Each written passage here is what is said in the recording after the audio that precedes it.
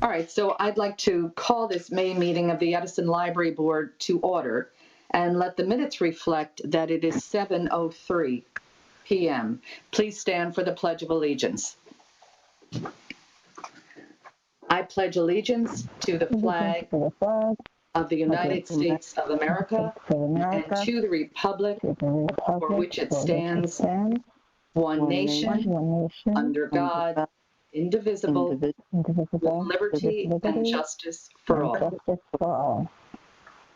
Roll call, please. Mr. Aristani? Ms. Krause? Here. Ms. Massey? Here. Ms. Mead? Here. Mr. Naik? Ms. O'Neill? Here. Ms. Peng? Here. Ms. Ruane? Here. Mr. Yee? Here. 7 present. Thank you. As requested by the Open Public Meeting Act of 1975, adequate notice of this rescheduled meeting has been provided to the public by notices given to Tap Into Edison, the Home News Tribune, the Star Ledger, the Sentinel, and News India Times, posted on the Library Board's website and bulletin boards, and given to the Township Clerk's office. This is an electronic meeting under the terms of Public Law 2020, Chapter 11. Persons wishing to comment should send an email to edisonboard@lmxac.org. All right, let's go into the first agenda item, the approval of the minutes. Hopefully everyone has had a chance to review the minutes from February 11th, 2020. I think the February meeting minutes and the April meeting minutes, the February one, in our March meeting, we decided that we will revert back the attendance record, like whether it's excused or not excused. So that one, I believe in March, we decided to not do it that way, because we'll do it in the future since that March meeting. I think that's probably not updated, right? David, we did not receive the minutes for the March meeting, so we will not be voting on the March meeting right tonight. What we're voting on right now. What I mean is that the February meeting minutes, what we discussed, the changes to the February meeting minutes in our March meeting was that the attendance record will keep to use the previous one, the one that we used to have, like whether you are attending or absent. I don't see any kind of like update based on our discussion in March meeting. I edited the minutes to reflect common practice. This is how minutes is supposed to be listed. You have to have the people who are attending and the people who aren't attending, whether they're excused or not. Yeah, that's what I mean. The absent and non-absent. Right. Right. Mm-hmm. I mean, that's what we're asking. Like the February meeting, just put the present, absent. Okay. For absent, I think we agreed that we remove this category, like excused or not excused, for the February meeting. And which you are doing for the April. I mean, which I think it's, we can go back to that. I understand what you are saying, but the issue is that we have discussed notifying either the director or the entire board I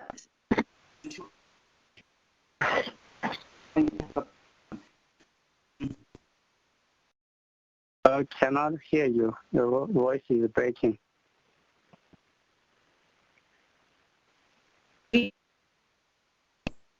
Hello, Pat. Hear me? Hello, Pat.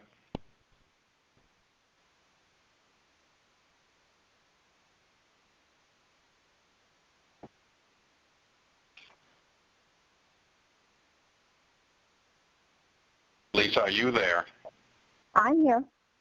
Okay. Pat seems to have dropped off. Okay, hopefully we'll catch her again quickly. In the meantime, I'm not sure what she was going to say, but I do not believe, and Sue, you were there, and Maureen and Shannon, you were there. I don't believe we ever agreed to not put that. I think the argument was we've never done it before. Why were we not informed?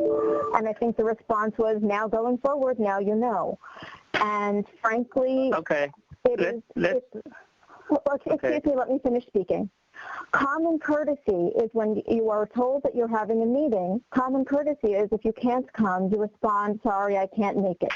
We don't need a doctor's note. We don't need an excuse from anyone else. All you need to do is say, yes, I'm coming, or no, I'm not. So this should not be an issue, and frankly, I don't understand why this is still a discussion. Okay. We discussed this one in March meeting. The agreement is that it's okay that you start to follow this practice after everyone was notified of this practice. So that's the reason we agreed, I believe, in March meeting that for February meeting, we continue to use the practice we used to have in January and last year. From the March, you can use a new one. I think that's the agreement in the March meeting.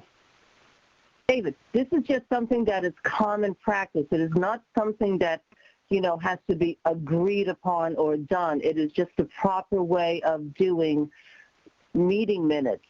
It is not something that the board needs to be spending a lot of My point is that if we discussed this one in March meeting, and I mean, we have this kind of a conclusion, like agreement with everyone, and it's just a minor addition to the February meeting minutes. I mean, why we want to argue it again? I mean, that's the thing. That is the question. That is the question. You're right. Why do we need to argue it again?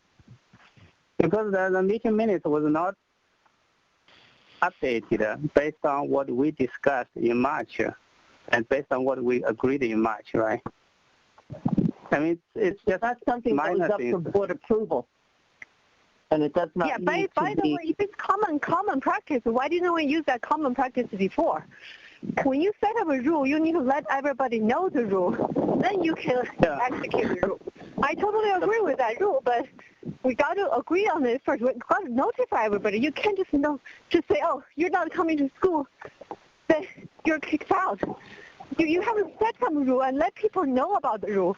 Then it's not just this one. We can continue executing it. Yeah, what I mean is that... You can do something without advance notice. That's not a common practice. Doing something without advance notice is not a common practice. Excuse me. I believe I'm back on. Excuse me? I think my point is now we already discussed this one in March. And I believe we already say, okay, we don't do it for the February. We continue the previous practice for February. Moving forward, we can do that way. I mean, that's my understanding. So can we just follow whatever we have discussed and agreed in March, and then do that minor addition, and then we can approve it in the next meeting, and then we can move to the approval of the other meeting minutes.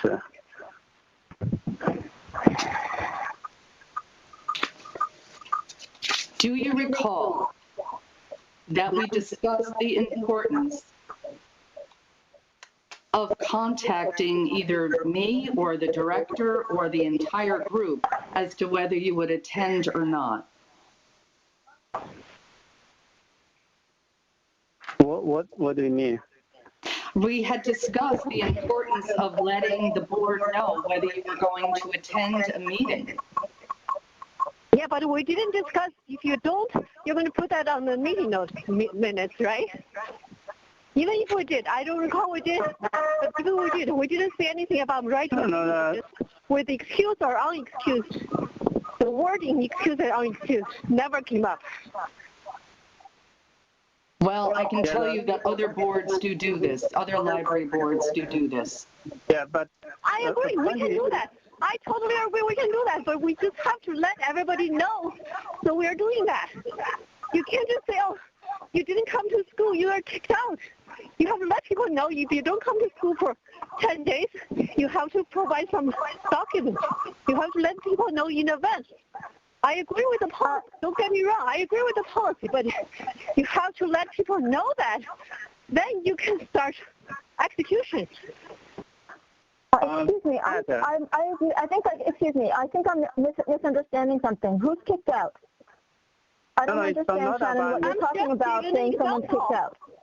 No, I'm just giving an example. But you have to set a rule first and let people know about the rule. That you break the law, you need to go to prison. You have to set a rule first and let people know about it. You cannot just do something without any advance notice. The only thing that this information is showing is who notified the board that they would not be attending and who did not. That's all. Yep. No, but that's like not what we were doing last year, right? Before the February meeting. If you introduce the change, you need to at least let people know about the change. Then we agree on it. Then starting from that point onward, let's all do that. I have no problem with that. Madam President? Yes. Can I just jump in, Dominic Brady talking? Yes. I think the only question for approval of the minutes is, are the minutes accurate, and not whether we agree that we agreed on something or whatever. But if the minutes are accurate in that this was discussed at the meeting, then the vote is as to whether the minutes are accurate. If someone's saying this wasn't discussed at the meeting, as I recall, I think it was discussed at the meeting, and that's what the minutes reflect. My computer just frizzed out on me, so I can't add the actual minutes in front of me. Keith, would you just read the portion of the minutes that are an issue so I can understand that? Heading is Minutes of the Edison Township Library Board of Trustees meeting of February 11th, 2020. Present, Lisa Krause, Patricia Massey, Fiona Mead, Suzanne Cason O'Neill, David Yee. Absent/excused, Maureen Wayne. Absent/not excused, Neville Aristani, Vasant Naik, Shannon Peng. Also present, Dominic Brady, Board Attorney, Timur Davis, Acting Library Director, and Sameep Joshi, Council Liaison, Heidi Stokar, Library Staff. So it's just the heading up. And that's for the February meeting, right? This is February 11th. Right. And what was the meeting where we discussed the bylaws? Was that meeting? Or the earlier meeting? The bylaws were approved in March.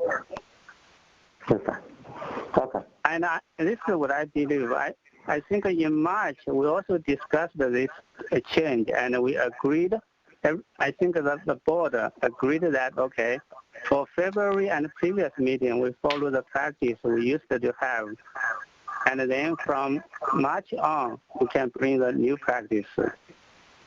I think we don't have, do we have the March meeting minutes? Or? We do not have the March meeting minutes. Yeah. Okay, let's then do this one together with the March one. The February one together with the March one. That's okay? Well, we're going on. It's already, we put it off the last meeting. So to the extent that anyone is concerned about what that notation in the minutes has as far as an effect, it doesn't have an effect.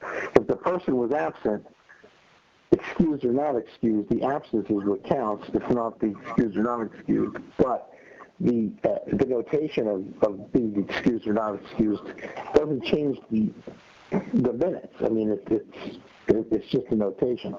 But I suggest you vote on the minutes.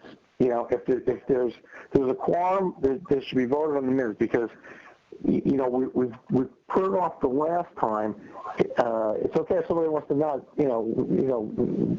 vote against saying that the minutes are inaccurate, but it was now already put off, with the last time, and you kind of have to go from the last meeting, in a linear, in a line progression to what's been discussed. And, at this point, you keep putting off voting on the minutes, and really, there's, as a result of that, there's not a minute record of what occurred at the last meetings. 2 meetings now going on.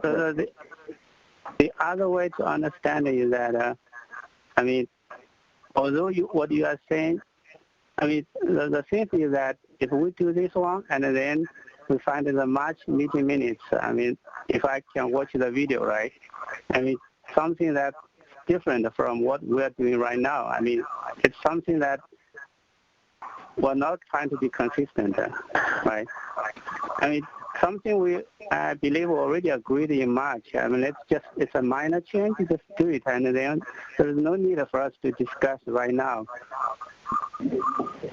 I would have to say that I agree with Mr. Brady that we should go ahead and vote on the minutes. I would like, is there a motion to vote on the minutes for February 11th? So moved. Who was Is there a that? second? That's Lisa, sorry. Seconded by Pat, Sue it's O'Neill. Fiona. Pat? Yes. It's Fiona. I have an issue with the approval minutes from December 10th. It has me down as approving the minutes. I wasn't a part of the board member then, so I abstained. So the way it's written, it looks like I approved December 10th minutes. December. I'll make Yeah, that if you go down change. for approval. I see. All right. So then, all right. I see.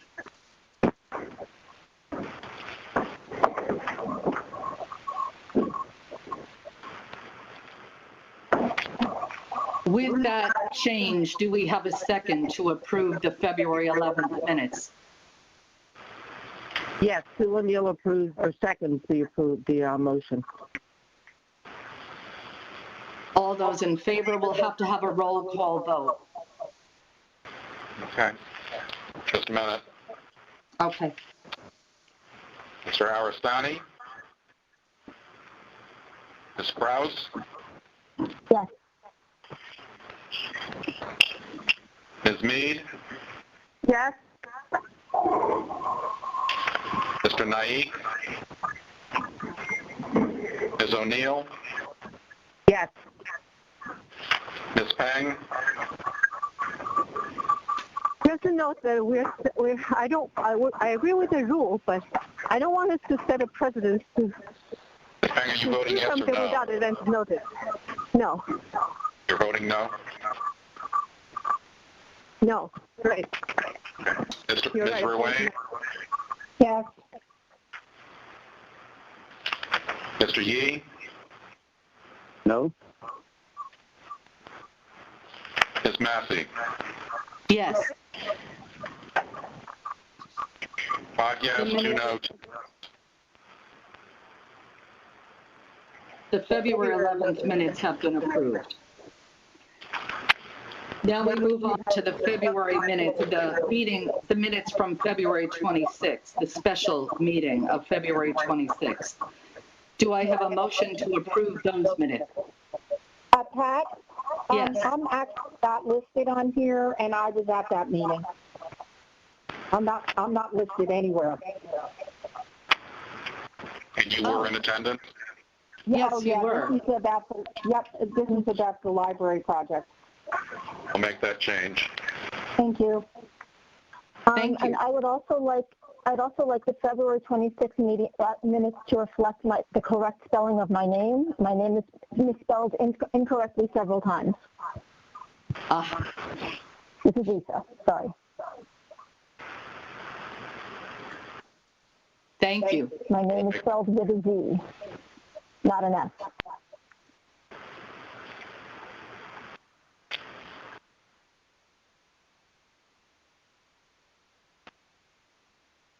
Okay. It's a minor change. With the changes, with the spelling change and the addition of Ms. Ruane's name, Do we have a motion to approve the special meeting of 26th? This is Lisa, and I'll move to approve.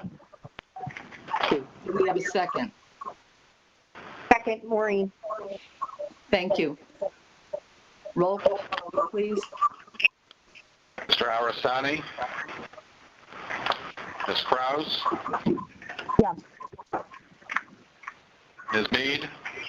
Yes. Mr. Naik? Ms. O'Neill? Yes. Ms. Peng? Yeah. Ms. Ruane? Yes. Mr. Yee? Yes. Ms. Massey? Yes.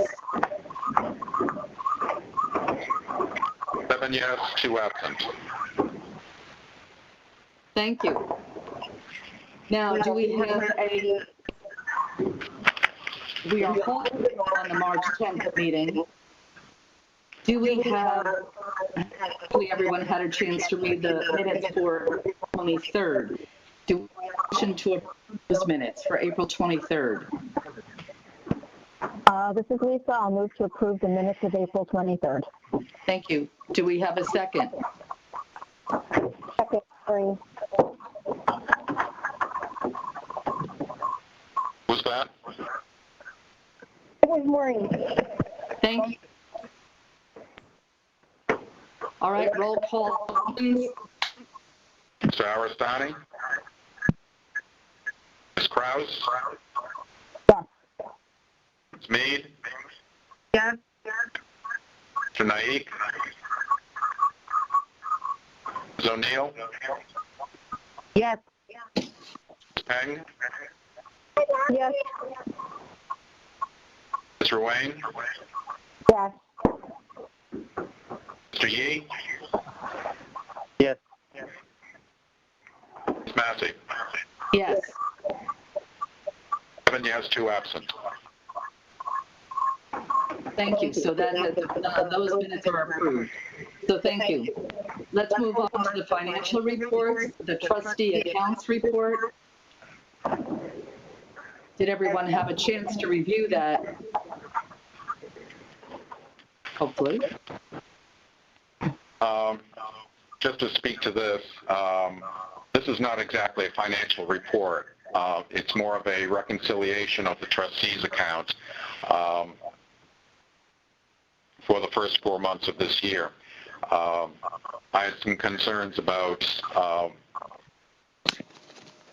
the way it was being reported and the fact that we've made commitments in the future, such as for the bookmobile and for the construction bond grant. So what you see here is a opening balance from January 1st, listing our 2 accounts, which are pretty much identical, and that gives you your subtotal A. We have not been able to put our hands on the March 2020 statement from TD Bank, so that's why 0 is an estimate for deposits. But the subtotal B is everything that we improved that we took in. Subtotal C is all of the disbursements. We are certain of those. We were able to go through the checkbook. And then backing off the reserve for the bookmobile, that check was deposited last year. And the reserve for the construction bond, those figures are taken from the resolution. So that leaves the trustees' account with at least $90,853.01 uncommitted. Thank you. I hope by next month I will have an actual financial report for you. Thank you. Now we'll move on to the approval of the bill listings. Hopefully everybody had a chance to review the bill listing. Just while we have a moment, I just want to ask that everyone remembers to mute their mic. We're getting a little bit of feedback in the live stream. I'm sorry, can you please speak a little more clearly? If you could just remember to mute your mic when you're not talking. We're getting a little bit of feedback on the live stream. This is Richard Wales, who's our IT manager. So he's managing the technology for this meeting. So which spreadsheet we're looking at, budget or? We are looking at the bill pay list. Oh, in the recent, the most recent email? We received it in the email. The first item is Demko on the list. Your listing, okay. Yes, it's called a bill pay list for Library Board of Trustees meeting.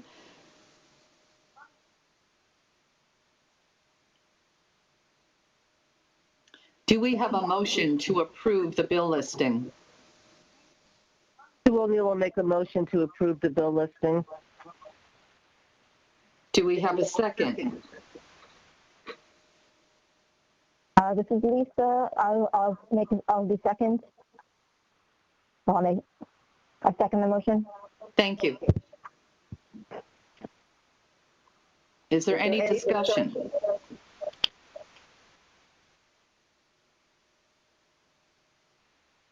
Hearing none, I'll call for a roll call vote. Mr. Aristani? Ms. Krause? Yes. Ms. Mead? Yes. Mr. Naik? Ms. O'Neill? Yes. Ms. Peng? Yes. Ms. Ruane? Yes. Mr. Yee? Yes. Massey? Yes. 7 yes, 2 absent. Thank you. All right, now, Mr. Bacoy will go on to your report, the director's report. Items number 1 and 2 under board are repeats from last month. Reminder of the annual New Jersey Library Trustees Institute is coming up. If you want to attend, please let me know so we can register you for that. And then information about the Friends and the Foundation. We're working to maintain them until the new director gets here and can decide what to do. Item number 3 is also a follow-up from last month, but I think it's probably time for the board to schedule a special meeting, a closed session meeting to discuss personnel issues. And the 2 topics would be the potential reorganization of the staff and the director search. I can send out a doodle poll on that after this meeting, or if you want to do it some other way, we can handle it whatever way you want. I think the best way to do it would be a doodle poll. I think it would be too cumbersome to try to do it right now. So I think a doodle poll would work best. Okay, I will set that up. That was all I had under board items. Under finances, presenting the revised 2020 budget. There were some questions last month, which I hope I clarified in this budget. As a result, I made a few adjustments to the money. The bottom line is still the same, however, that our total budget for the year is $6,437,000. I have a question on that one, because last time we discussed it regarding the big difference between like the 2019 and the 2020 proposed and the final one, which is this legal fee. So did you have a chance to take a look at that? Or?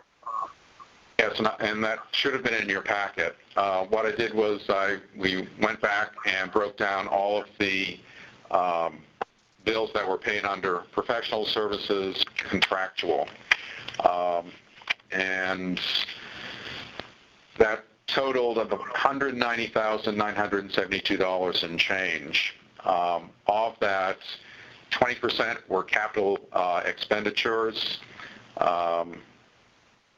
almost 28% was buildings and grounds items, such as snow removal.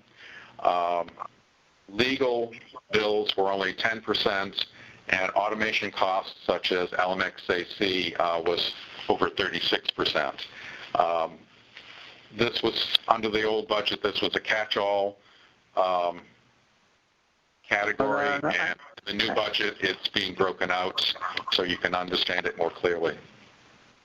The specific question I was asking, I think last time, is that if you go to that spreadsheet, if you go to the expense part, I think last time the things I don't really understand is last year the legal expense is 190,000.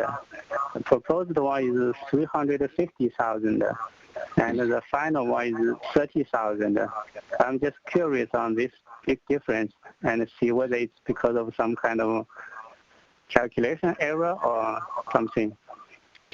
Well, we're certain of 190,000. That's the report that got sent out, and my estimate of legal costs is about $30,000. For the first quarter, we had a bill for about $7,000, so 4 times that would be about $28,000. Okay, I don't know where the $350,000 came from. Somebody else plugged that figure in, and it looked excessive to me. That's why it's been cut back. Okay, so I mean, since However, that go ahead. That one is proposed, so which is good that you are changing it to the 30,000. So the thing we want to check is this 2019 expense, whether it's real, really this 190,000, or is that number is like some kind of error? They were not all legal expenses. But that's how they got categorized. It was under contractual, which looked on at first glance to be audit and the legal, but actually it was snow plowing and a whole bunch of other things. So it's been split out. Okay, so the legal will include every kind of like a service, like even the snow plowing? No. Snow plowing is now, if you look further down, the line, which spreadsheet you'll see B&G contracts for $55,000. It's a new category. That's where snow plowing comes from, or gets paid from. Okay, good. Give me a second. I'm looking at this. If you look down further, you'll see that next to B&G contracts, it's blank under 2019 and blank under 2020 proposed. But then there is a figure under 2020 final. Yeah, because I'm looking at this one. There is another spreadsheet under this. The name is F2020 budget. That's the file name. And on the line 11, in that expense tab, we still see this $190K for the legal. So that's what I'm trying to figure out. Okay, so you are putting everything to that legal part in that budget spreadsheet, right? Yes. Okay. Legal should be just legal. Yes. Yes. And maybe, yeah, okay. Maybe you can correct that, that line item in that budget spreadsheet, change it to be something else, not legal one. That.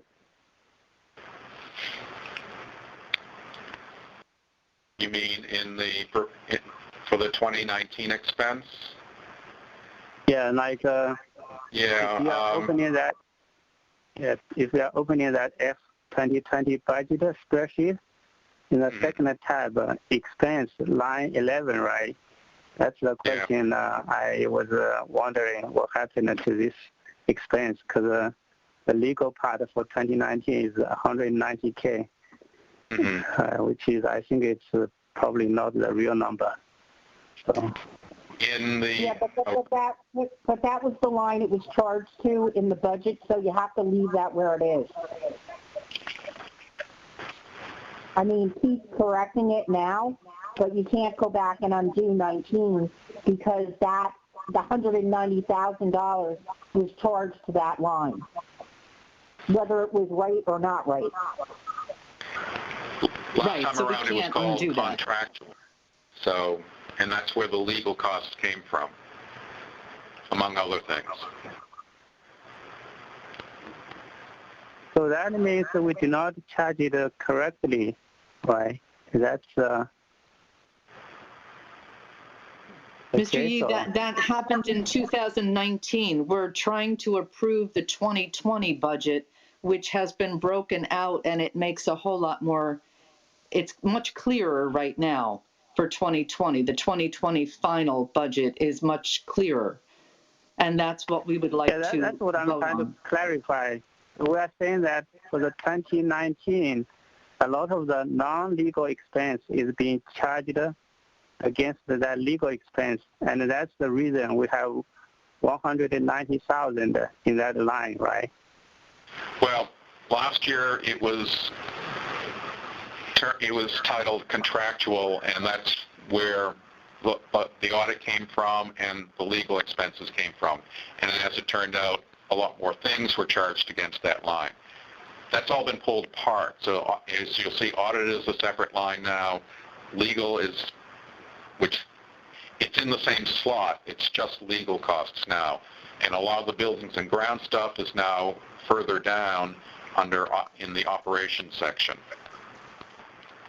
So you're correct in that, yeah, in this budget, the line that says legal says $190,000 plus for 2019 expense. But in your previous report, that line that had the $190,000 charged to it was contractual. That was the title of it, which included legal and audit and other things. So these are the current titles with the old slots. Yes, that makes sense. Okay, so you are saying that from 2020 you are going to separate them, right? For the legal part, 30,000 will be really for the legal part, and the rest of them you have it in other places. Okay. Yes, that's correct. So do we have a motion to approve the 2020 budget? Motion to approve, Maureen. Thank you. Do we have a second?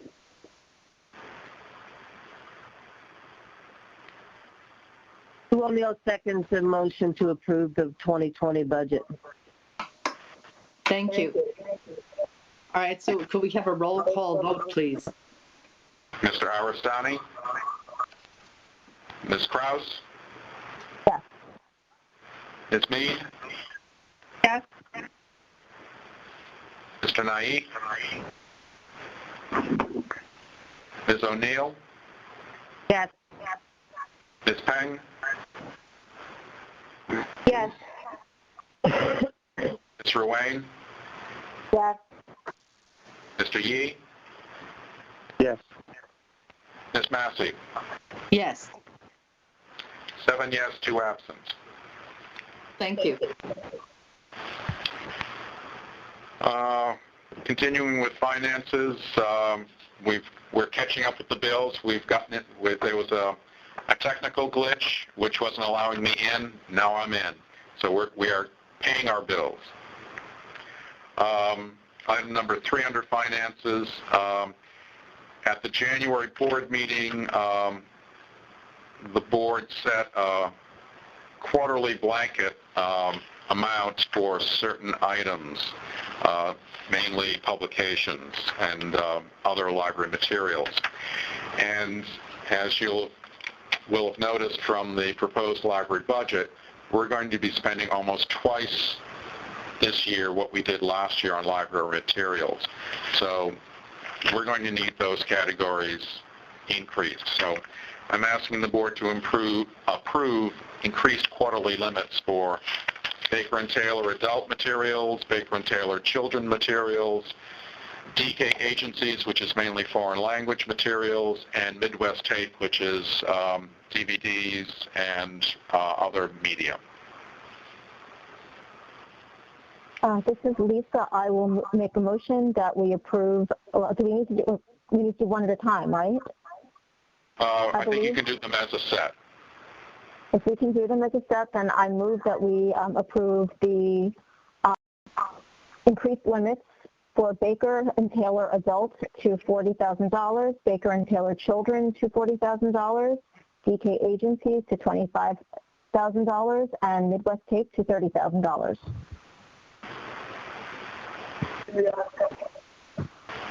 Is there a second? I'm second, Maureen. Thank you. Roll call vote, please. Mr. Aristani? Ms. Krause?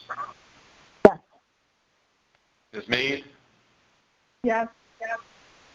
Mr. Naik? Ms. O'Neill? Yes. Ms. Peng? Yes. Ms. Ruane? Yes. Mr. Yee?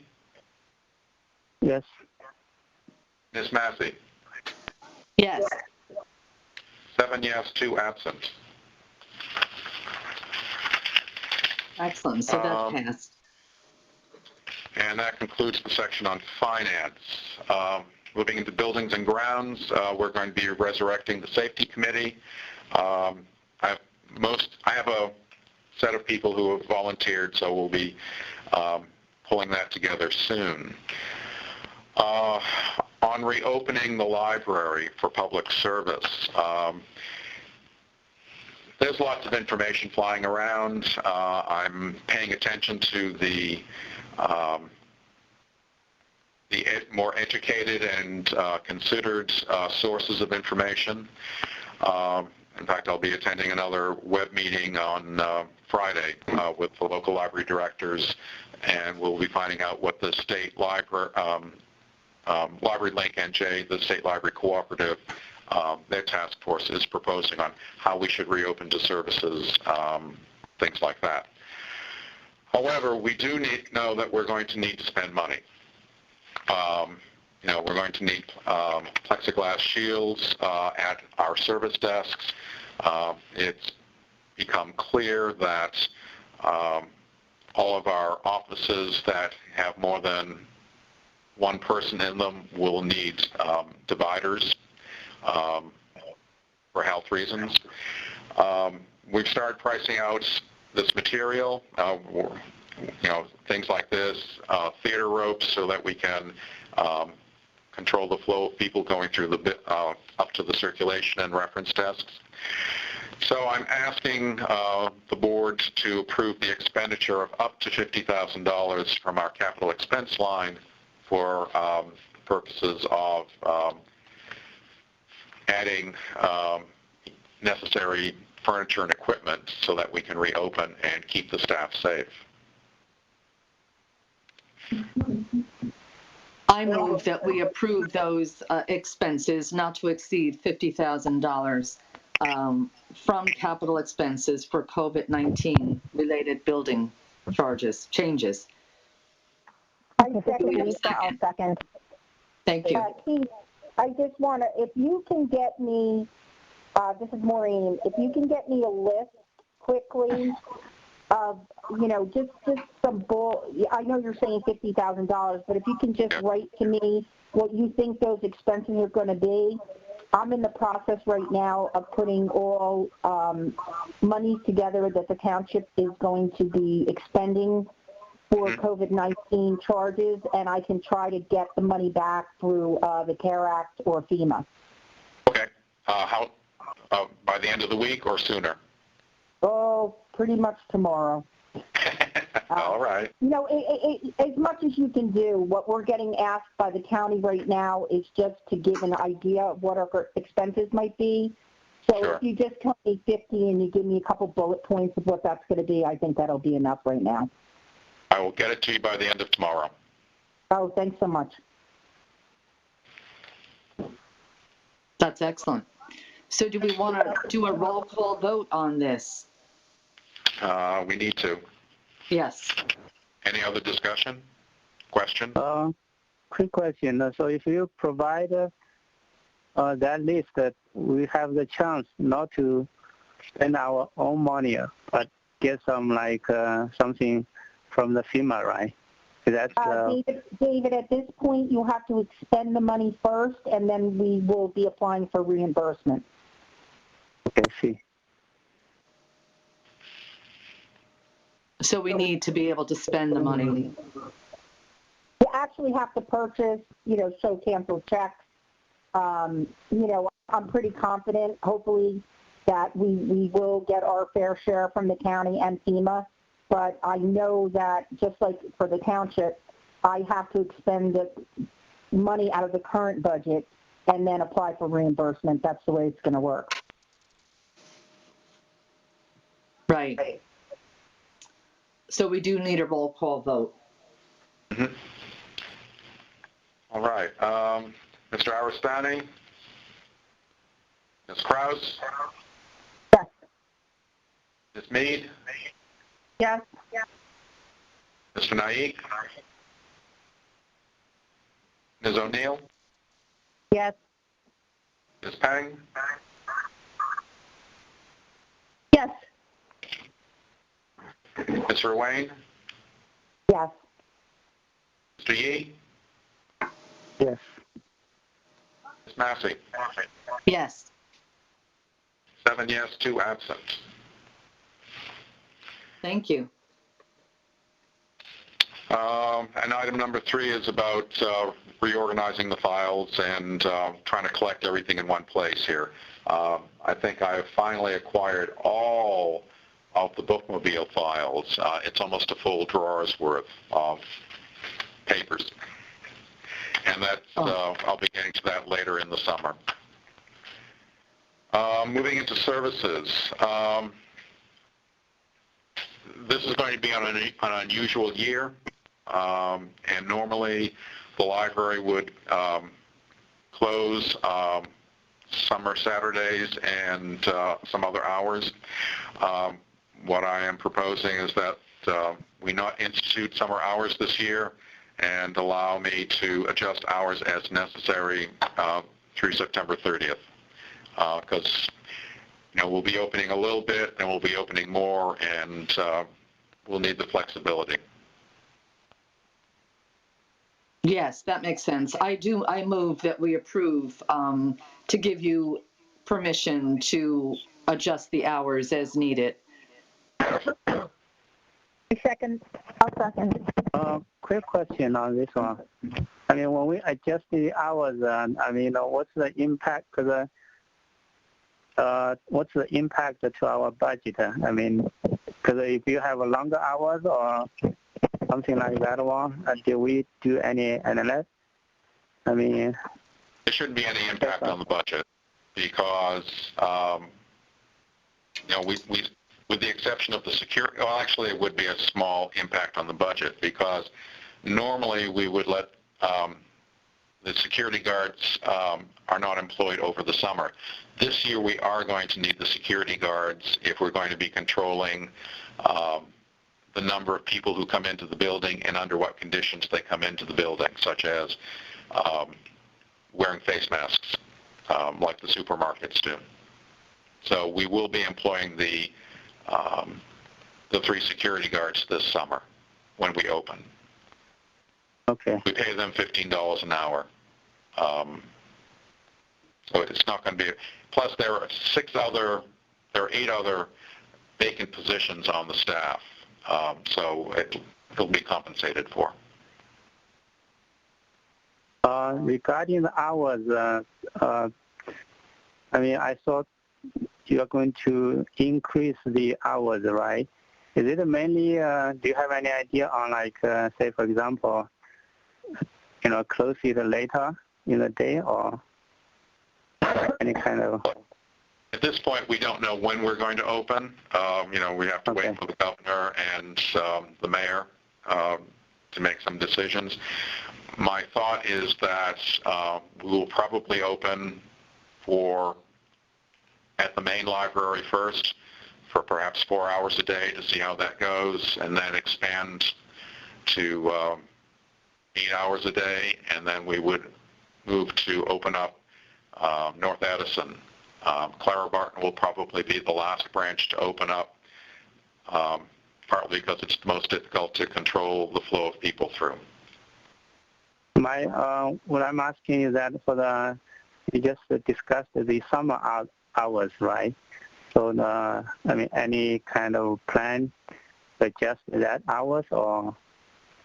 Well, my feeling and my practice in my other libraries has been there are no summer hours, there are just regular hours. Okay. But that's not going to happen this year. No. Things are just too up in the air with the pandemic. So I hope that we are back to normal by Labor Day, but who knows? Yeah, Okay. no, I don't think we have any way of knowing, especially listening to the information coming out of Top Cats and the governor's office. It's going to be a multi-stage opening. So I don't think we can make any definite plans right now. Are there any other questions from anyone else about the hours? About giving Keith the authority to adjust the hours?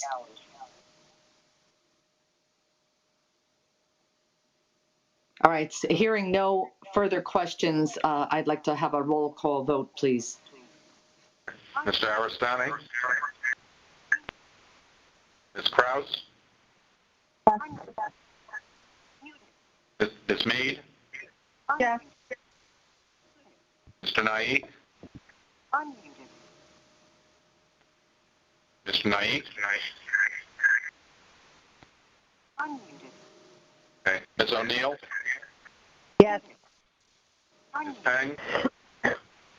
Yes. Mr. Wang? Yes. Mr. Yee? Yes. Ms. Massey? Yes. 7 yes, 2 absent. Continuing services. I know you used to get a lot of statistics in terms of circulation and purchases and things like that. Seems to me that rather than throwing a bunch of data at you without any explanation, it would be better for you to understand the operation of the library if it was a 1 to 2 page report that I could explain more easily. If you would drop me, all of you would drop me an email as to exactly what sort of statistics you would like to see in a monthly report in terms of circulation, purchases, things like that. I can drop a new statistical report that would, I think, make it easier for you to do your jobs. All right, thank you. Moving on to item number 3, our Museum Pass program is coming up for renewal. I made the decision not to renew any of them for 2 reasons. One, museums aren't open, so we would be buying memberships that people couldn't use. Secondly, in the past, the funds for that have come from the foundation, and the foundation is dormant at this point. So I don't want to use any of their remaining money for that. But in the 2021 budget, we can certainly plan to include museum passes for that program to resume within the terms of the budget. Moving on to item number 4. LMXAC gave all of the libraries a report about outstanding items. These are materials that were checked out before the libraries closed and still have not yet been returned. And we have about 25,000 outstanding items, which we expect they'll all come back once we reopen. LMXAC, per agreement with the directors, has extended all items the return date to is July 1st, so there won't be any fines accruing to these 25,000 items. And all library card statics have expired since January 1st. They are being extended to July 1st as well. Also, in cleaning up our files, it was brought to my attention that we have a large number of patrons with very old fines, and Rada produced a chart for you, some of them going back to 2005. And these are not major amounts, but we're never going to collect them, so we should clear the files. So I'm asking the board to approve the cancellation of these outstanding cards and fines dating from 2005 to 2015. Yes, I'll move that we approve that cancellation of the outstanding fines and fees. Do I have a second? I'll second it, Maureen. Oh, go ahead. Any questions?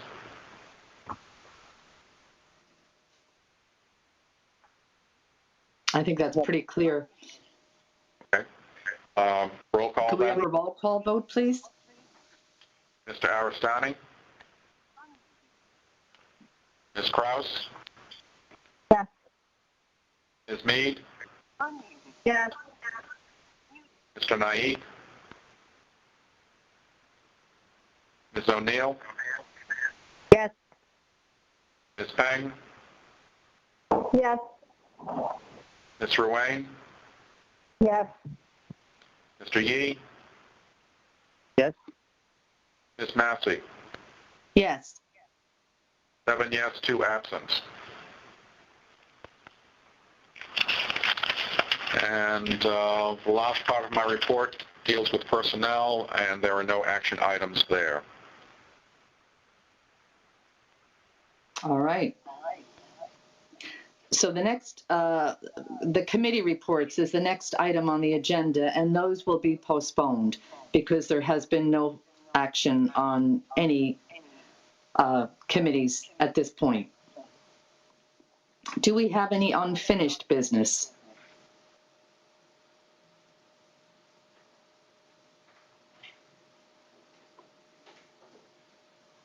All right, if we have no unfinished business, we'll move on to new business. None from me. Okay. So I All right. believe we'll move on to new business. Okay, I would like to move.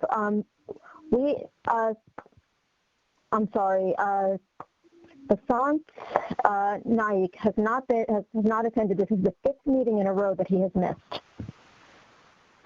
So, absent of him actually resigning, I believe I can make a motion to remove him from the board so we can get a member who will actually show and be part of the board. Can we have someone, like maybe the board president, trying to contact him? Last time I heard is that he's having some kind of medical condition, but I don't know the detail. I mean, it probably doesn't look good if we do this one, and if he's in like some kind of medical condition.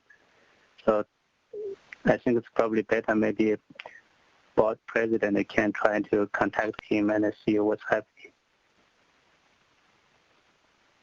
I can certainly contact him.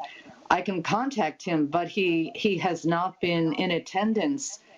The last meeting he attended was in January, and he has not responded to any requests to, he hasn't responded to any requests to either RSVP about meetings or, answer anything. Maybe, what I mean is that maybe if you can give him a call to see whether you can contact him. I mean, this is my advice, because say today we do this vote, and then ends up like, okay, next month, he's saying he has some kind of unknown, like a medical condition that we don't know, and it doesn't look good for us.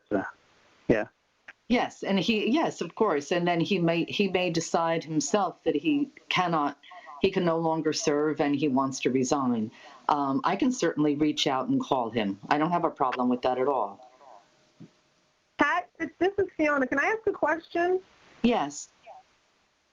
Do we have any type of an emergency list for each board member for instances such as this where he hasn't attended and he hasn't reached out to anyone and no one has been able to get in contact with him, where he has a representative for himself in cases of emergency, or we need to reach out to him, or we can say, let's call, John Smith and say, John Smith, we've been trying to reach him. Do you know what the situation is? Because this all ties back into the attendance, and letting somebody know.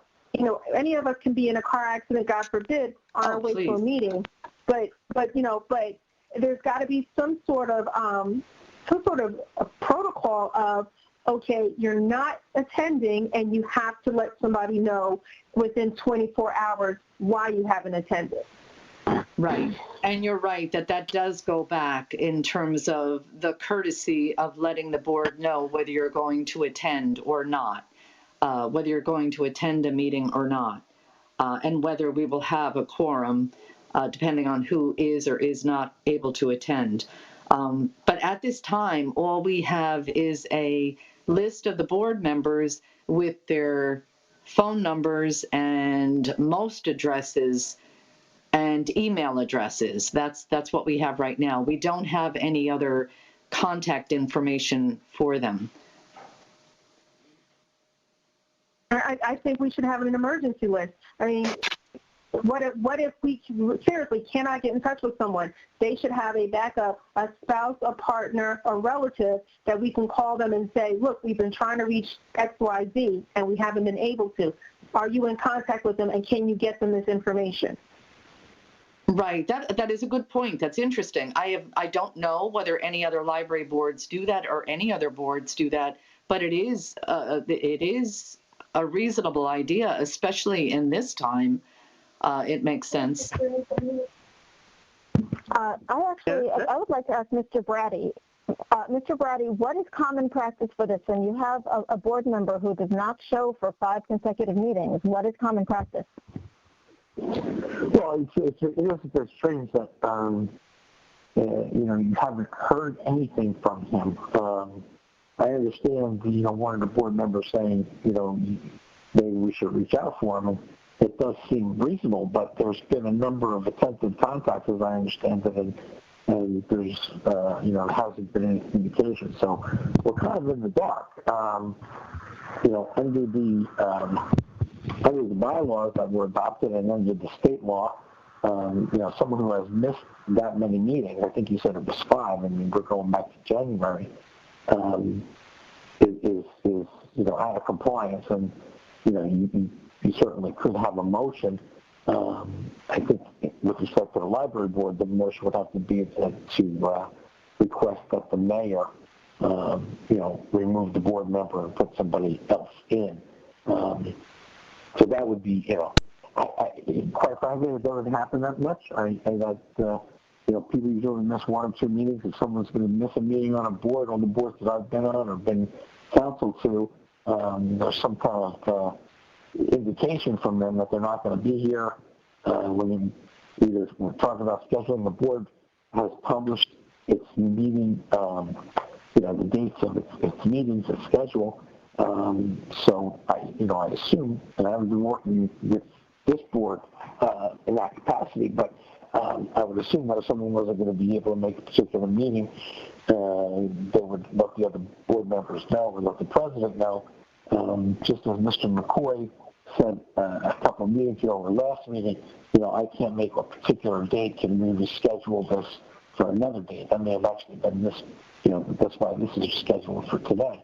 So that's the basics of it. I don't understand a board member just, to use the kids' term, ghosting and just not having any contact. So it's kind of up to you if you want to reach out or if you want to take action. That would be the process. Well, we could certainly continue with the motion. And in the meantime, I can reach out to him. That would be, I guess, the compromise position would be, so that way you would have the option going, you could reach out to him and let him know that this action was taken. If you wanted to then petition the mayor or talk with the mayor or right. say his side of the story, he could respond to that. I'm sorry, can you repeat that? I wasn't able to hear. Oh, I'm sorry. I'm not on mute. People can't hear me. What the president was saying was that we could go forward with the motion to make a recommendation to the mayor, but then she could reach out to the board member and let him know that this action was taken. If he had anything to add, subtract, or whatever to that, he could make that known at that time. Just a quick question. According to the bylaws, how many consecutive meetings does a board member have to miss before you could do that? It's 4, and that's in accordance with the state law. How many is that? It's I believe it's 4. And this is number 5.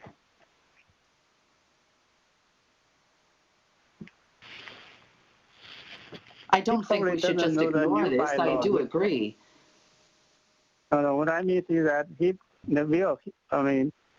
that? Is it Vasat? No, it's Neville. I'm sorry. Can you repeat that? Neville. It's Neville. Oh, Neville has joined. Okay, Neville, did you? Okay. I saw that you joined also last meeting, right? That's correct or not? Talking on the mute, but I have kids and everybody jumping in the background, so I was not saying anything, but that's the reason. But I don't believe you've been able to vote. You haven't voted on anything. No, I joined in late today. Oh, you joined in late. Okay. Yeah, and it is 4 consecutive meetings, if I'm not wrong. So. Say that again? I think the state or the state law that we were talking about, it's 4 consecutive meetings. Yes. Correct. Yes, and it's been... And Mr. Naik has now missed 5. Right.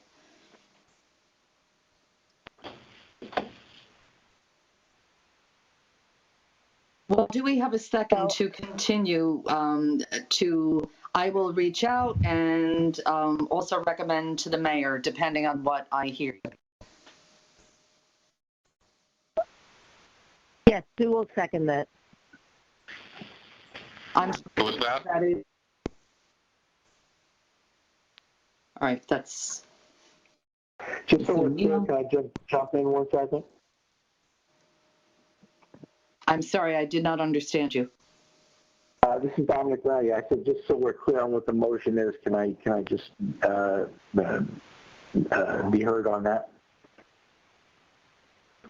Yes, I believe the motion is that I will contact Neville, find out what he has to say, if I can, and otherwise send a letter letting the mayor that he has not been in attendance. Clark, I'm on the call right here. Did I hear my name that you were going to contact me? So, Pat, no, not Neville. Vasant. We're not talking about you, Neville. Vasant, we're not talking about you, Neville. Okay, so let me just... Right. Madam President, just let me reconfigure the motion. Yes. Because what the board needs to do is needs to make a recommendation to the mayor and needs to vote on that. If I'm not wrong, wasn't Versa present in January's meeting? Yes. Was it? So Hold then on. this would be his fourth consecutive meeting. Sorry, go ahead. 2 in February, March, April, and now May. Yeah. So maybe next meeting we could do it, because this meeting, if he's not present in the next meeting, this would give us his fourth meeting. So maybe next meeting we can do the motion. Well, no, honestly, no. He has missed 2 in February, March, April, May is 5. So he's missed 5 meetings without contacting anybody to let anybody know that he would not be able to attend. The threshold is 4. We waited for 5. So, right, so what I'm saying is if the board wants to, by a resolution, that there be a recommendation to the mayor that it be removed and replaced, and then that would be passed, and simultaneously with that resolution, giving the board president the authority to contact him and let him know that that has occurred, and that way he could present, his side of the story, so to speak, if he chooses to do so.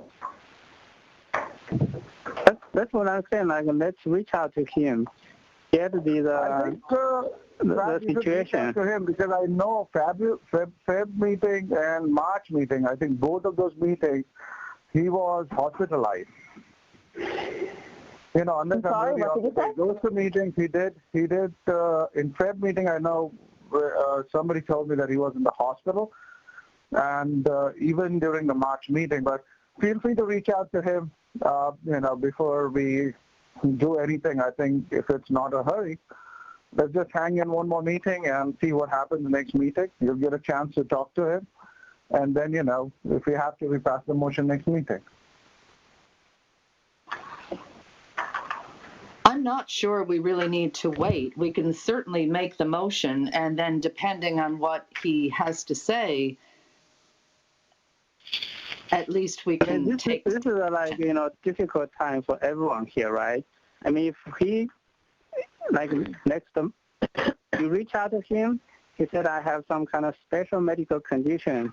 I mean, it doesn't look good on us, right? I mean, okay, we're doing something without even know that people are in difficulty, and we didn't give them any kind of chance. I mean, that's a reason, I would suggest that we reach out to him first, and then get the information, then make the decision. I hear what you're saying. I do hear what you're saying, but I do believe that if you are a member of a board, someone in your family knows you are a member or on the board, could contact somebody, tell them that you were not able to serve or no longer attend. We do have a motion on the floor. We have a motion and nowadays, when you have, say, if you are sick, right? I mean, yes. They have to focus on their own things, right? I mean, you are trying to put all these library boards are voluntary job. I mean, we're trying to put too much burden on them.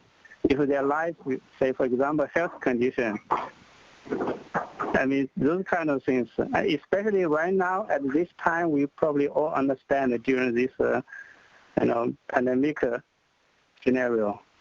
I mean, right, I understand. I understand you.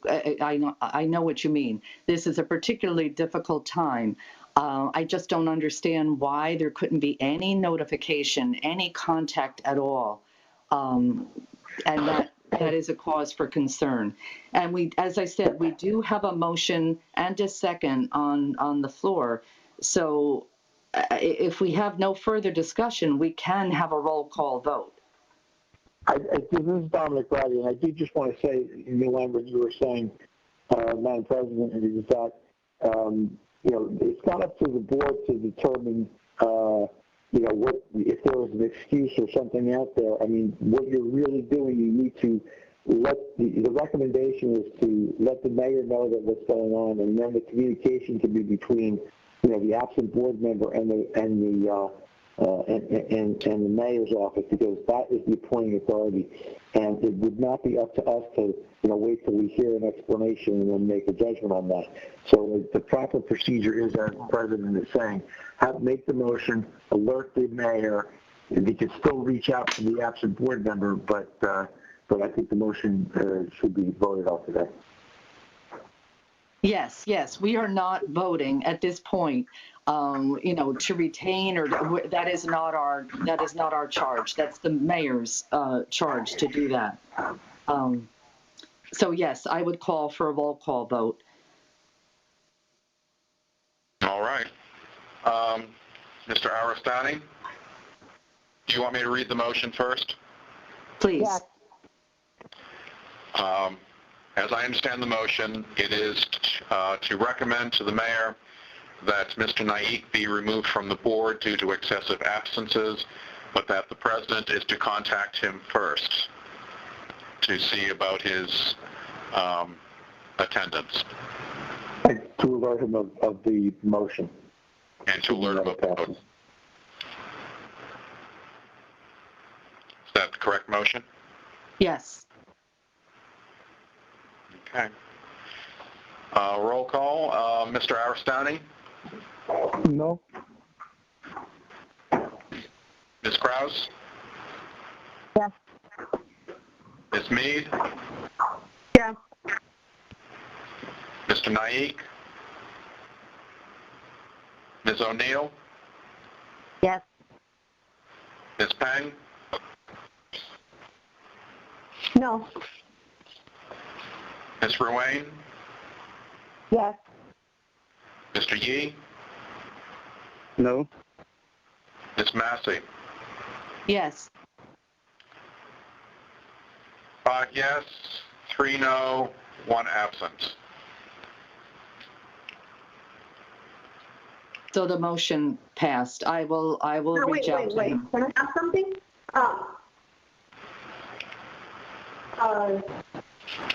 We do need 2/3 of the board member to in order to make this recommendation, right?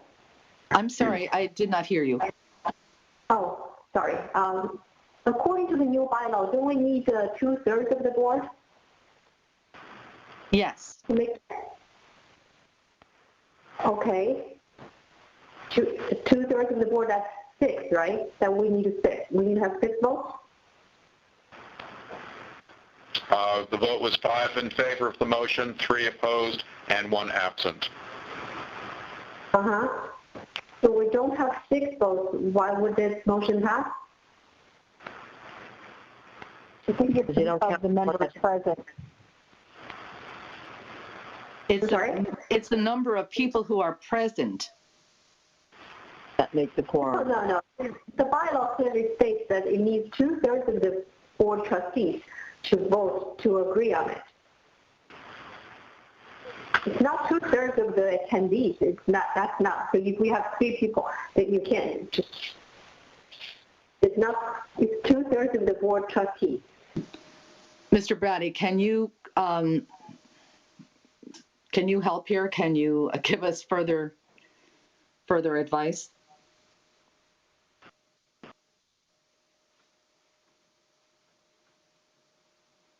I'm sorry, I was on mute. I was talking while I was on mute. Can you hear me now? Yes, thank you. I think that the logical conclusion is that it has to be 2/3 of the members who are there, because otherwise, if you had 4 members who are absent for a number of meetings, you could theoretically never remove them because they're just not coming to the meetings and they're not being counted in the vote. So it's a little bit problematic as far as mathematical wise, but I think that since it has passed 5-3, I think the motion carried and it should be presented to the mayor. If there's a procedural issue with respect to that, then that can be taken up with the mayor. Look at it, 2/3, right? According to the bylaw, it says clearly 2/3 of the board trustees. It didn't mention anything about attendees. It didn't mention anything about who's attending the meeting. How could we just change the bylaw that we just passed a few months ago? Are we changing? So the explanation for that is, let's say only 5 board members are showing up to every board meeting and they have a quorum, they're acting as a board. That reasoning that you articulated, and the other 4 members never show up. That reasoning is you never remove those members because they're simply not showing up and throwing off the mathematics of the vote. Wait a minute, I'm not finished. Just please let me finish because we're on a telephone call. So let me finish and then you can speak. So what I'm saying is that I believe my advice to the board is, and you can take it or not take it, but my advice to the board is that you have a vote of the members who are there. If that constitutes a legitimate vote, that goes to the resolution is to be presented to the mayor, and that the absent mayor or another board member, if you would like, to raise the issue about whether this resolution is appropriate or not appropriate, goes to the mayor at that point. So, but this board has taken a vote to act.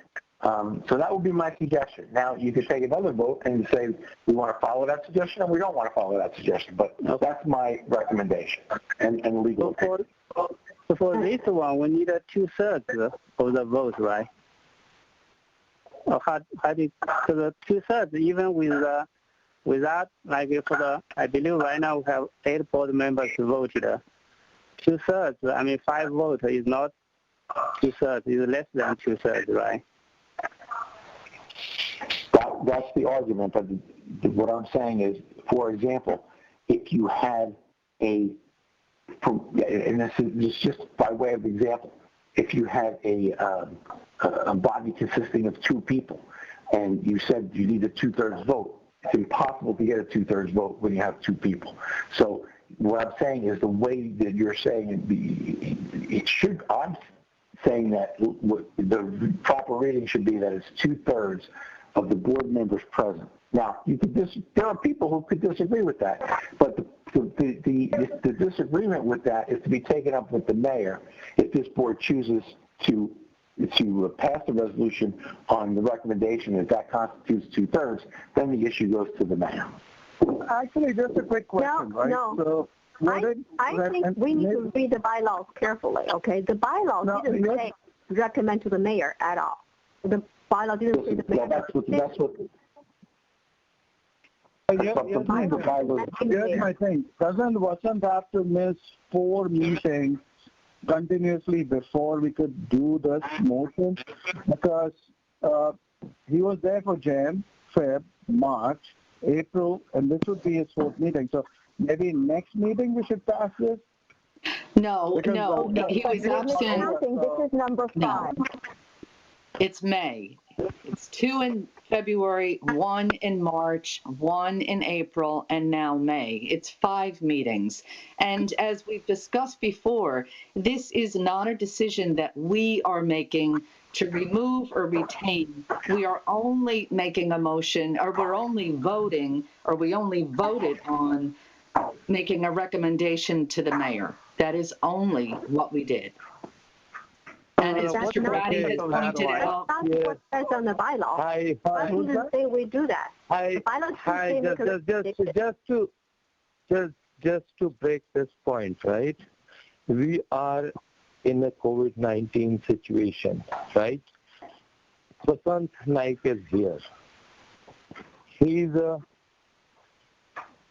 ex-president and current secretary, right? If mayor want to fire me, he can fire anytime, right? Excuse me, I'm sorry. You guys Is are this making the decision because speaking? you wanted to listen me first for 2 minutes, and then I will not speak. Okay? If you want to make decision, you can make it. It's up to mayor, and it is up to the Edison public. Okay? We all are facing a very critical situation at this time. You are making your own decisions for making whatever you are doing. It is not worth it, Edison. Okay? First of all, I'm saying that, right? And very openly, and you all know that I'm very worthy to say, and I'll always, I'm very open and very blunt.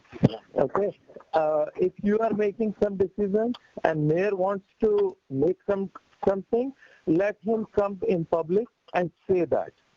So, Watson, you're there, right, on the call, so that makes this point mute. So can we just put this on the back burner and move forward? Sure. Well, the vote, I just want to make clear, there was already a decision to take a vote, and the vote has been taken. So the issue now becomes, I understand that people are putting forth other methods that this can be done by, but the only legal question is that there's been a vote taken. There's a question about the 2/3. I don't think it's, I've given my opinion. I don't think it's appropriate to question that here or some alternate, mechanisms by which it should be done. So I think the president needs to make the determination as to. Board members. You can't take the timing chances, right? This is taking advantage of timing. We have 9 board members. You're saying 1 board member are not allowed to vote? Excuse me, nobody is saying that 1 board member is not allowed to vote. I thought Vasant is down. Is he? You know what? I am very disappointed by this because now I'm very happy to hear Vasant join a meeting, but I don't understand why there couldn't be any communication before this point. This really doesn't make any sense. Well, I think Vasant was on and already not missed allowed the vote. to vote because he's late. He's not allowed to vote on already missed the his own vote. position. Okay, No, President, already taken. Well, I just want to make a point of clarification. I just want to clarify. I think he did vote. Can I speak? Well, just let me just make a clarification. Everyone who is now on the call has voted, and the vote is 5-3, correct? Yes. And there's only 1 board member missing who hasn't voted, and that's the board member that is the subject of the vote. So Yes. No one has not been allowed to vote. The vote has already been There's been a question raised about whether that's a 2/3 or not a 2/3, and I've given my opinion to the board. So now the board has to determine whether it's going to move forward with the resolution or table it. That's the only thing that I see before the board at this point. Vote's been taken. Move on. The vote has been taken. We have the bylaw specified 2/3 to be able to move on regarding the removal of a board member. Move on. Whether It you is not the count by removal. All it is 9 members to or the the mayor. president. No, you cannot move on to the mayor. It's not passing the 2/3 of the votes. We've already had advice from our legal counsel that it is 2/3. We're changing the bylaw that we just approved. No one is changing the bylaws that we just approved. Excuse me. And clearly, 2/3 of the vote. Excuse me, no, let me speak. Forgetting the bylaws for just a moment, this is New Jersey state law. Whether the bylaws were just approved in March or 5 or 10 years ago, this is New Jersey state law. By New Jersey state law, 4 meetings missed constitutes a reason to remove a board member. This would have been number 5 when we took the vote in good faith, may I add. He was not here. Mr. Naik was not present. The fact that he is present now is great. I'm glad he stepped up, and I'm glad he's taking a role in the board again. However, when we took this vote, as we did in good faith, we believed he was not here because he was not. We believed he was absent because he did not respond saying he would be here or not. Therefore, you cannot make the argument that we did it purposely to not allow him to vote. Okay, even that, we still are lack of 2/3 of the votes. 2/3 of the 9 votes is 6. 2/3 of the 8 votes is 5.33. We only have five votes. We are not reaching that. Well, you can't. The point is that you can't have 5.33. You can't. The question is whether it's 2/3 with 5. You can't just, nowhere said you can round it. You cannot run the hour no rules. You're making up a rule as you go. No. For purposes of this discussion, the members who voted no, or the minority members, as we would say, have an objection to it, but your vote has been cast, and you are also objecting that it's not 2/3.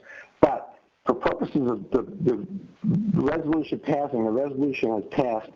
In my opinion, my legal opinion to the board, the resolution has passed, and the minority members may not like the fact that the resolution has passed, but nevertheless, the resolution is passed. This doesn't make sense. There is no majority minority here because we are talking about 2/3. I mean, it's so common sense, like for 2/3. All right, this is where this stands. Excuse me. 5 doesn't pass. I mean, we need to move on. Excuse me. We have taken a vote. The resolution has passed. This is now going to be between Mr. Nyack and the mayor. That is who it will be between. I no longer have to reach out to him because he is here and understands about the resolution.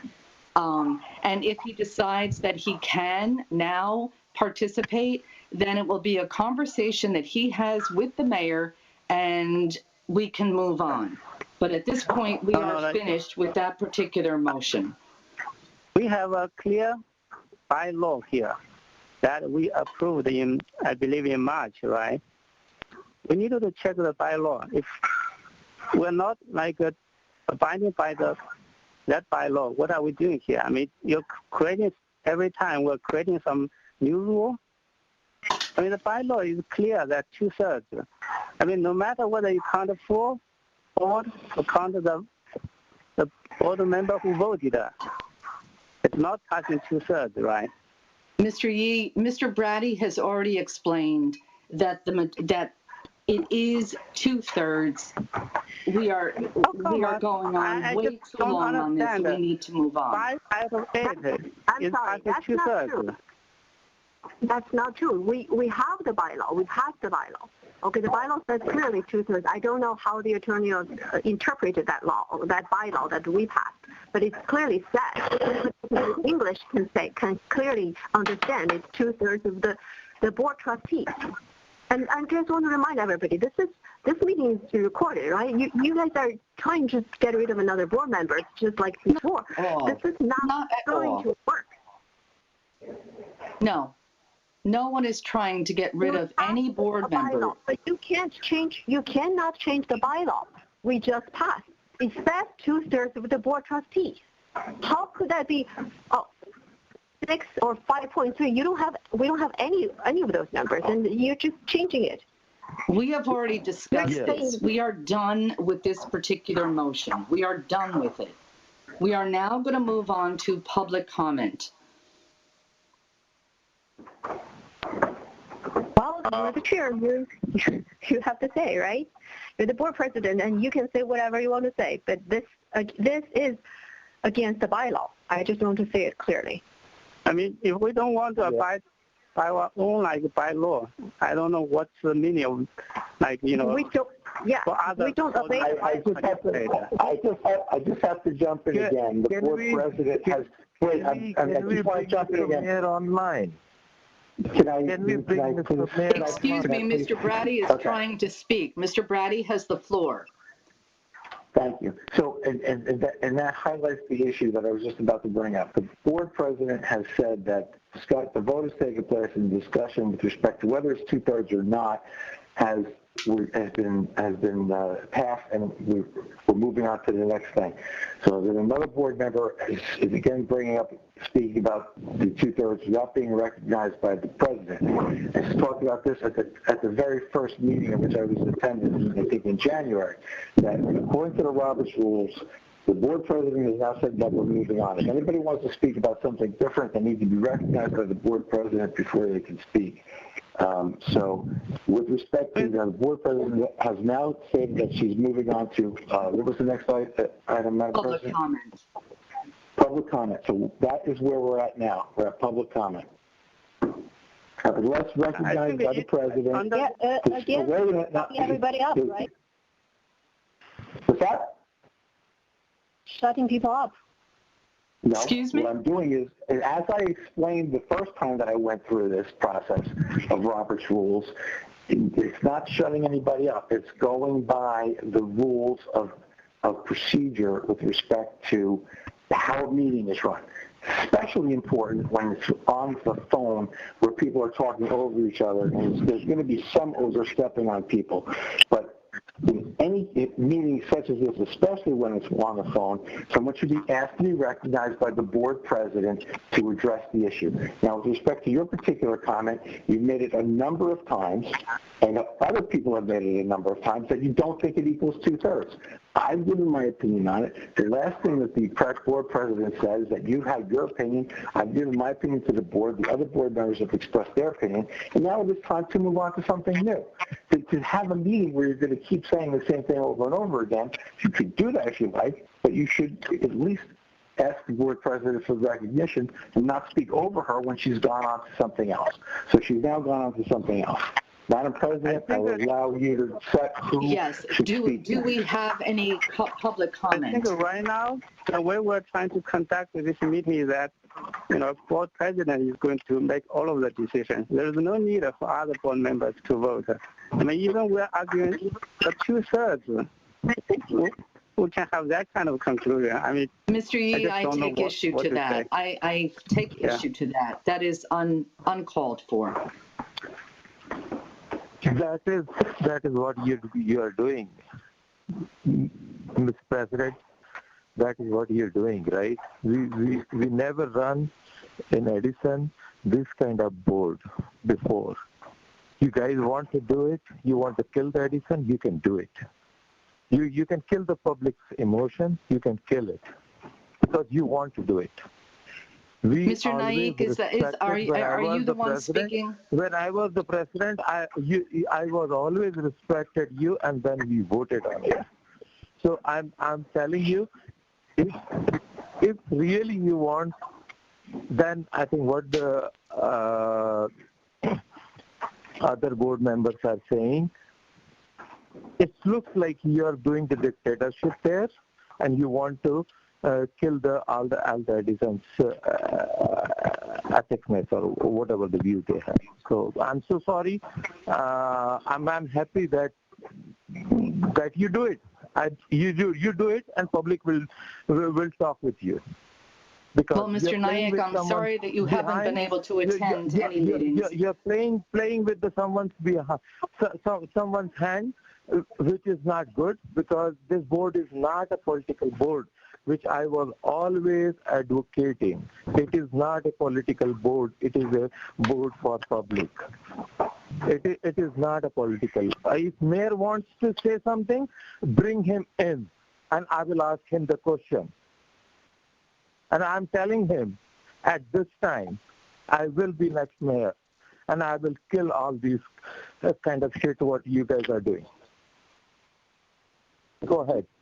Mr. Naik, I don't know what your political ambitions are, but right now I would like to move on to It is not my political ambition. It is not a political ambition. It is for the Edison. You guys are not doing right thing, which I can tell you right away.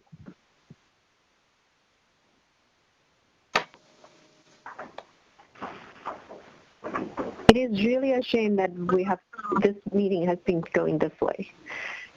A couple minutes ago, public comments was cut off because we simply just adjourned the meeting. So the public cannot even make comments. Now the board member cannot even make comments because the board president just wants to move on. So no, we are simply meeting. Excuse me. Where nobody Excuse me. I'm sorry. Excuse me. I didn't interrupt you, Pat. Okay, I thought that this is my chance of speaking. No, I did not recognize you, Shannon. We were moving to public comments. If you want to make any announcements when it's time for announcements, that is fine.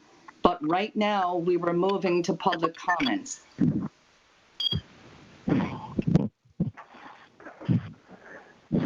We have a 3-minute lag on public comments between the time that it gets we speak and the time that people can respond.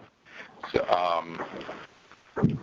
at this point, at least according to my computer, it's 8:45 p.m.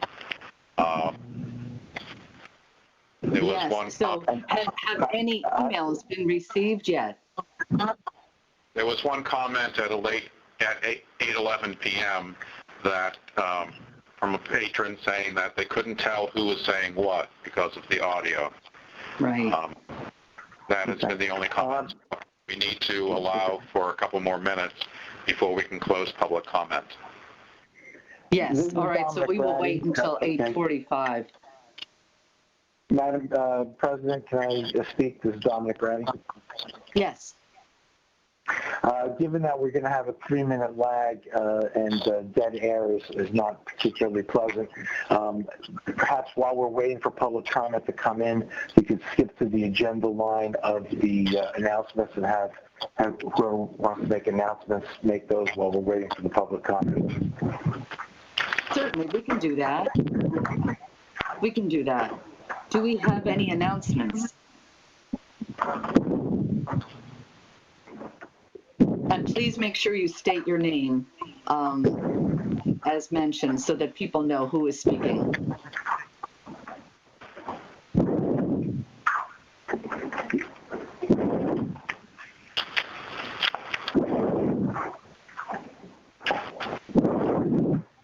Well, so there isn't any dead air.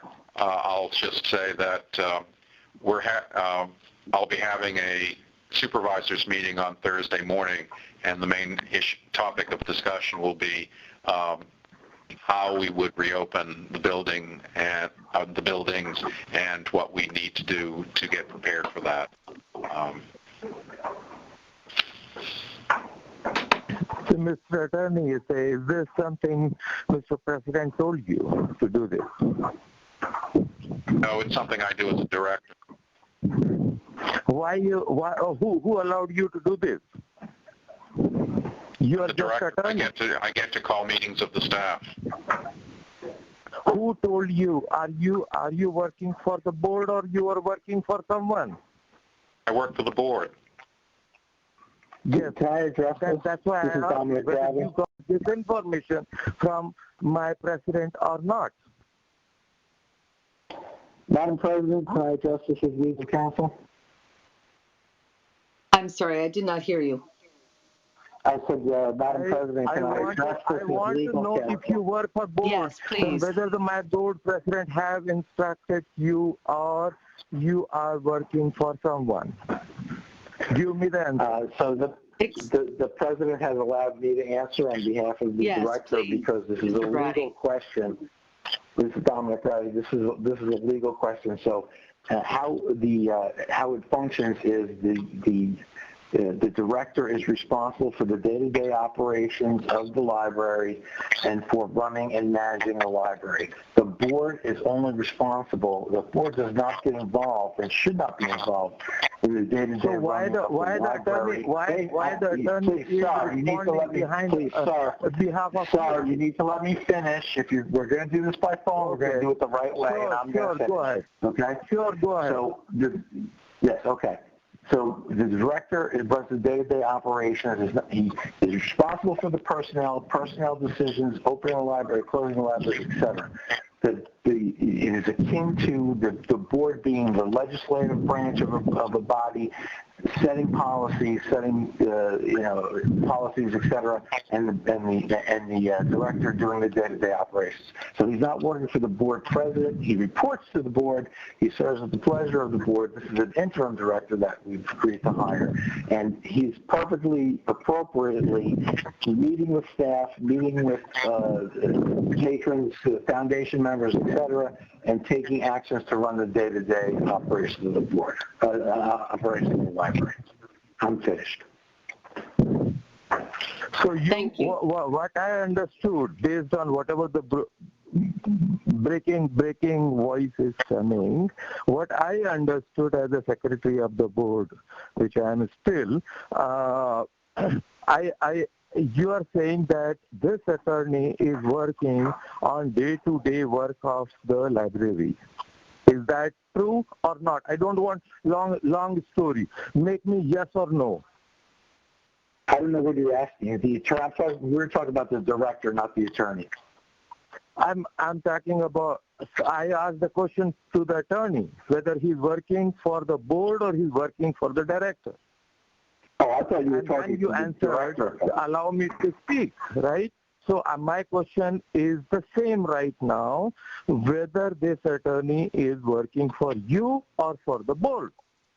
And attorney has clearly mentioned he is working for the board. But why he is announcing to open the building? Why director not speaking at that time instead of attorney? I think the director is saying, the director is the person who determines whether the building is opening, not the attorney. I don't know if I understood your question the first time around, but as the attorney, I am the attorney for the library, I give advice to the board in its capacity. I also give advice to the director in his capacity. So with respect to personnel matters, et cetera, I can speak directly with the director. But in my current capacity right now, I'm still not clear. If other board members are okay, I'm still not clear. Maybe my phone has an issue, or maybe I'm not understanding what you're saying. Go ahead. Anyway, I will let the other board member to speak on it. Okay. I will like to have a comment. Yes, Ms. This is what I want to state. Okay. To me, it's pretty clear. Whenever we vote, I want to make sure that we understand the basic math. 5 out of 8 is less than 2/3, not meeting the 2/3 requirement. Or 5 out of 9 is less than 2/3. That is what I just want to let the public know. When you have 5 out of 8, we cannot meet the requirement set by our bylaw. That's not 2/3. Agree.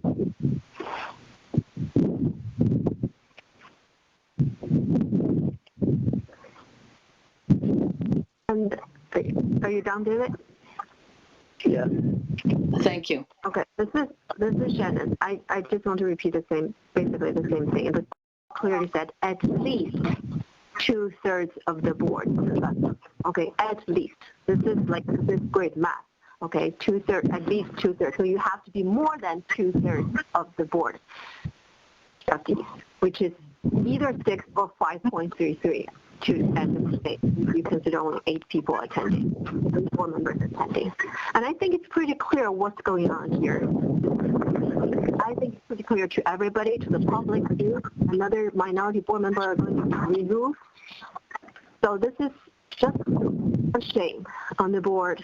You know, the whole thing is, you guys can do whatever you want to do because you have 5 votes, but everybody is watching. Edison is watching. Agree. So, Madam President, assuming that all constituted announcements, and assuming that the 3 minutes has elapsed, Mr. McCoy, check me on that. Is there any public comment? More than 3 minutes has elapsed, and there have been no further public comments. All right, no further comments. And I believe we are finished with the announcements. Am I correct? Are there any additional announcements? No. All right. Hearing no announcements, our next meeting is June 9th. And could I have a motion to adjourn? Motion to adjourn. Do we have a second? Yes, there was a second. Was there a second? All right, all those in favor of...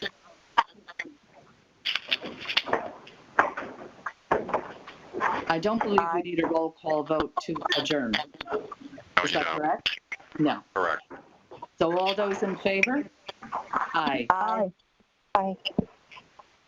All right, thank you. I hope you all stay healthy and I look forward to our finding out about our doodle poll when we meet in later on to discuss personnel. Thank you. Have a good evening. Good night. Good night.